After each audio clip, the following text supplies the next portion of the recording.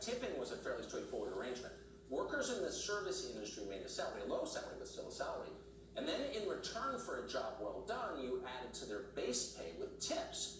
The system seemed to have the right incentives built in. The best employees in the right places could do pretty well, waiters, for example. But what if you took away the salary and left the lowest paid workers in our society with only their tips? What if the richest people in America were doing that right now and keeping it secret? Well, it's actually happened. You won't be surprised. It's the billionaires of Silicon Valley who did it. Consider Instacart. It's a company that lets you order your groceries online. Instacart is already worth about $7 billion. But in an effort to boost profits, the company changed the way it pays its employees. Starting late last year, every driver at Instacart was guaranteed to make a minimum of $10 for every delivery. That's the good news.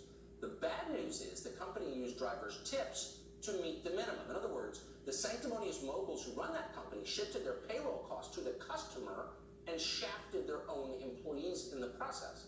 In one case, a worker who was tipped $10 for a delivery received only $10.80 in total compensation. That's a pretty good deal for Instacart. 80 cents per delivery is definitely below the minimum wage.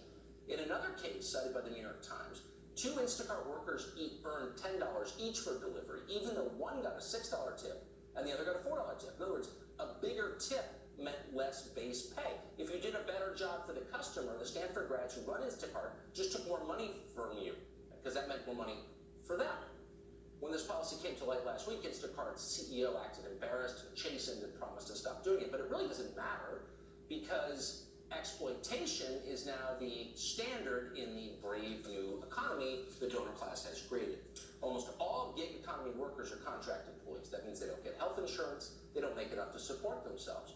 Taxpayers make up the difference with social programs.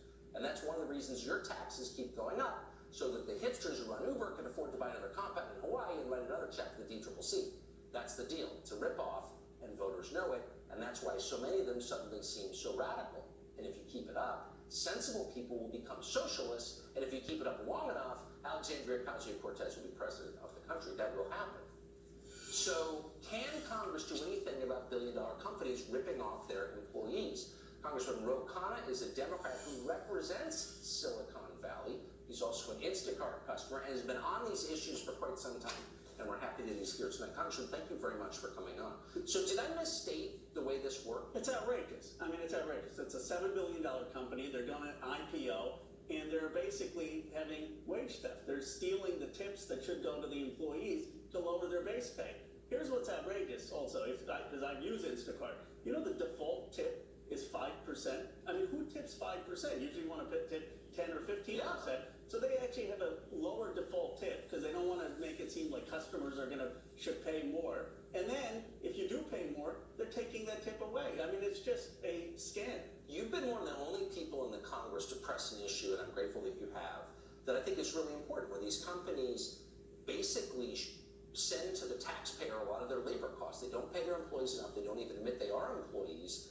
And then the public takes up the slack in the form of social programs. Have you made any headway in getting the companies to pay for that? Well, we had the Stop Bezos Act. Yeah. Amazon was doing this, and we were paying for food stamps, and we're paying for a lot of the social programs. And here, the richest company in the world wasn't paying a $15 minimum wage. In response to that, Bernie Sanders and I had that legislation. Bezos announced a $15 minimum wage, so they felt some pressure and did raise wages. That said, there's a long way to go. I mean, these are mostly employees, and as you point out, they're being treated as independent contractors. And here's the point. The digital revolution is creating an extraordinary amount of wealth. They can afford to make sure that there's a middle class. And I think it's almost ridiculous for these people not to see the divide and how they're contributing to the